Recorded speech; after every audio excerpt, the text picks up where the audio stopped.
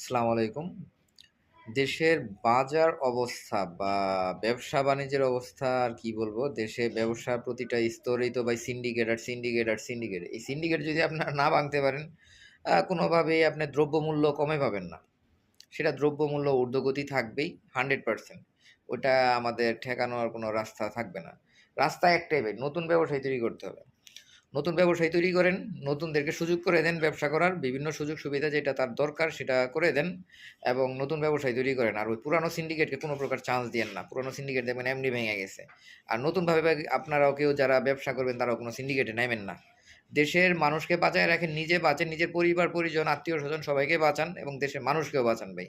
একটাই রিকোয়েস্ট, নতুন ব্যবসায়ী তৈরি হন। ভাই আমরা পড়ালেখা করব অনেক দূর, অনেকে চাকরি বাকরি করবো, অনেক কিছুই করবো, ঠিক আছে, কোনো সমস্যা নাই, বাট অনেকের তো ব্যবসাও করতে হবে, তাই না? সো ব্যবসার দিকে আমরা একটু নজর দিই আর সিন্ডিকেটটা ভেঙে দিই।